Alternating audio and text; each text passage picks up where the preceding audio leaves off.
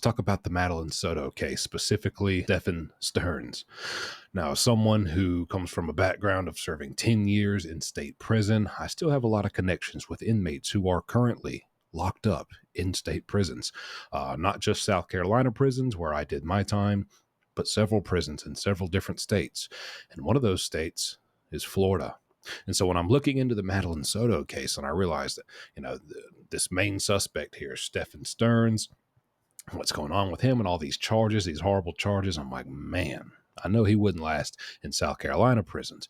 Wonder how it would be in Florida prisons. And I said, hey, I know a guy in a Florida prison. Why don't I just reach out to him and get an interview from him and figure out what exactly do they think, the actual inmates in Florida prisons think about Stephan Stearns and how life is going to be for him if he gets found guilty and sent to prison down there. Are they even aware of him? Have they been seeing him on the news? I know when Alec Murdaugh, the South Carolina guy who murdered his family, I know when he was going through all this stuff on the news, all the inmates in South Carolina prisons were watching it every day on the news, waiting for him to come for different reasons.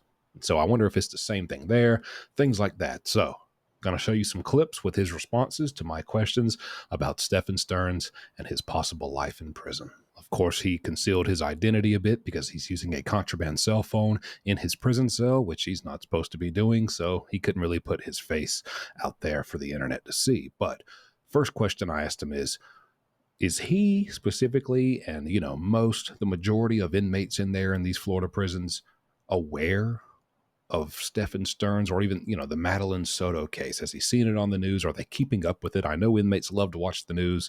So does he know what's going on there? Here's what he said. Suspecting this thing is a guy by the name of Stephan Stearns. For now, all that we really need to know is that he's been charged with over 60 different counts. I don't know if anything has been, substantiated solidly yet or not, but I know that if any one of them are, he's going to be coming to prison for a very long time. So sounds like they are aware of him, and they know all they really need to know is that he's got some pretty bad charges you don't want to have when you go to prison around other inmates. So the next thing I asked him was, if he ends up in general population in these Florida prisons, what's going to happen to him, if anything? Here's what he said. He'll probably be recognized almost immediately because he's been all over the news. And in Florida, you won't really see so much of like the California or Texas style stuff where dudes are just running down and smacking this dude immediately. You'll see more of a finesse, if you will, where they'll put down on him. They might whoop his ass one or two good times to like get his mind right, but they're gonna make him break it off. They're gonna make him send money, whether it be Cash App, Canteen, buy drugs for them, whatever it may be. And if he's not able to do that, then he's just gonna be absolutely abused. Like every day of his life, he's gonna be washing people's clothes, gonna be cleaning people's rooms, shit like that. Yeah, I don't know. Could probably use him in here right now to clean up a little bit. Sounds like justice to me. But then I wanted to ask him, is there any chance that he doesn't end up in that kind of situation? I mean, even if it's just, could he not go to general population? Is there anything he could do in there or any certain moves he could make to where he would be safe or be able to kind of slide through without really being bothered too much? Or is that possible or not possible at all? Here's what he said. So in Florida, there's quite a few people with these kind of cases, as I'm sure you can imagine. However, they don't always get the justice that we would hope that they would get, or that the media would lead you to believe. When I say media, I mean TV shows, movies, things like that. A lot of these guys get into like Christian-based programs, or they get jobs in education buildings, things like that, doing like these really sweet gigs because they're so police-friendly. Like they're very model inmates when they come to prison. They don't usually get involved with drugs and stuff. They don't usually get involved with any kind of smuggled contraband. They stay very straight and narrow in prison, and I think it's because they know that if they step out of bounds, their only ally, i.e. the cops, will no longer be their ally. Now, someone with as high profile of a case as this guy might end up going straight to PM, or what they call PC in other states, protective custody or protective management.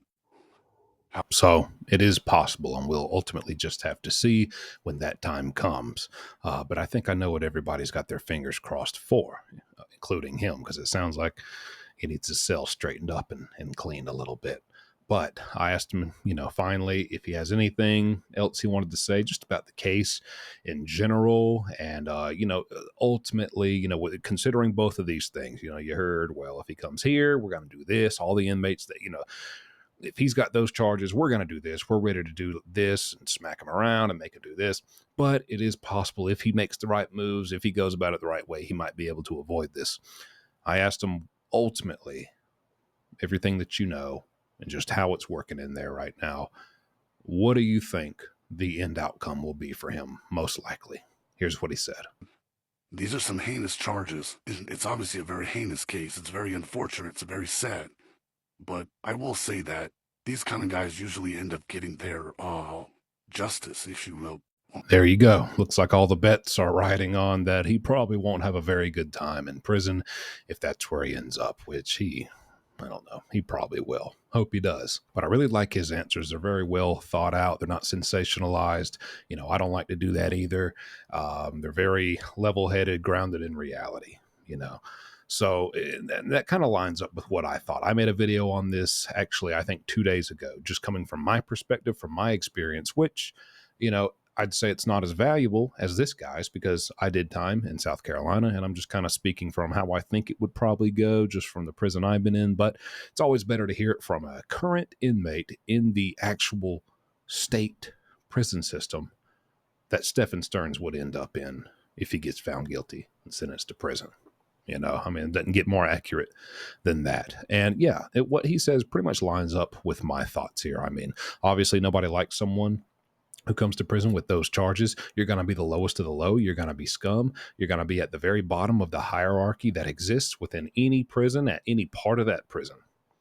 With any group of inmates, there is a hierarchy, and they will always be at the bottom. They will never have any power, never have any type of influence or control in there. They will always just be crapped on their entire time there, if not worse, if not just beaten. And that's also something I was saying. It's more so like he's just going to have to do whatever he's told. He's going to have to do all this stuff to stay in the good graces of everyone. And the second he kind of stands up against that or goes against that or gets the littlest bit out of line, then they're probably going to physically do something to him. That's when you'll see something happen to him. But there are things that exist that these kind of guys with these kind of charges gravitate towards. They flock to, such as these sweet gigs you heard him talk about. That it's like librarians or educational programs where you're like a teacher's aide and you're essentially just you have this day job all day of following around this teacher or staff member or being around these high-ranking staff members of the prison, and you're just very well known by them. You socialize with them on the daily, and you kind of get in their good graces, and you do anything for them. You'll run around and run errands for them on the yard, and you're just their golden boy. You're their teacher's pet, basically, in a sense.